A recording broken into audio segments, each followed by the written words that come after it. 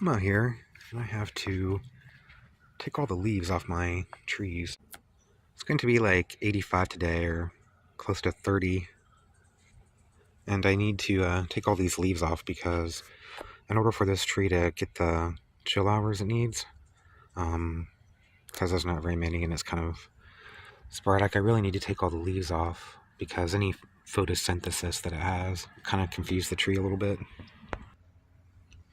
And since this is kind of, this is a subtropical warm climate, and these need to go dormant for so long and get chill hours, I want them to get the most out of all the chill hours that they do get. So I'm going to take all these leaves off. Well, most of them are going to fall off anyway, but some of these ones that are persistent, I'm going to pull them off. I'm going to do it with all of my deciduous trees like this, my plums, my nectarines, my peaches. If I had apples or pears or something, I'd do this too.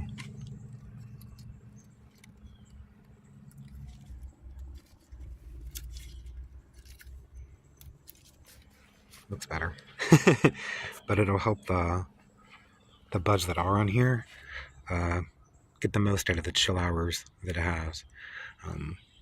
I removed all of them on this one because they were pretty much all yellow and stuff. You don't want to take them all off or too early, because then it will damage the tree.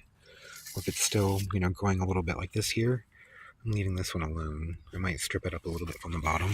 This just sort of kind of helps it along so that it can get some chill hours going, especially on some of the inner buds. So these here, I'll take off. The first week or so of December, if they're still on there, I'll take the rest of them off. So it's still doing a little bit of growth, but this will help stimulate it and let it know, and it'll help the chill hours. This methyl plum here, I'm not going to do anything like that with this because it has some buds, but it's not very large, and I don't want any fruit off of it really at this stage, so I'm just going to let it get as much growth as it can and not worry about the buds or the flowers or anything like that. I still need to trim all of these crepe myrtles down to get rid of all this. Keep them kind of short. I'll do the same thing, but I'm going to leave most of the ones at the tips.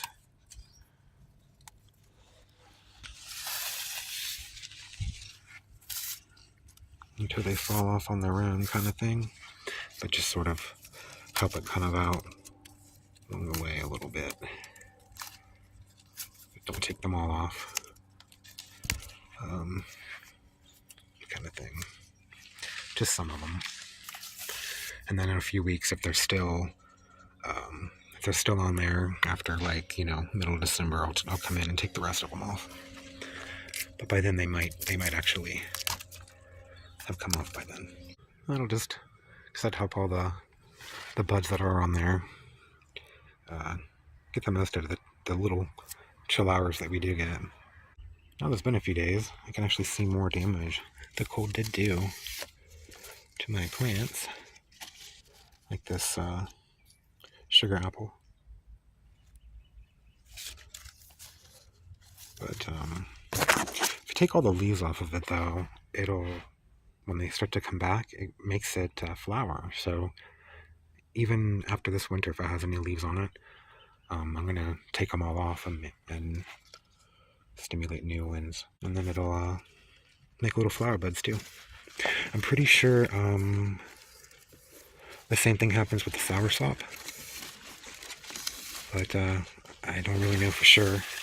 But I do know that's how the sugar apple or sweet stuff works. So I'm not really upset about it losing leaves. I'll just make it flower and make more fruit. See all the bananas, all the damage they got from the frost.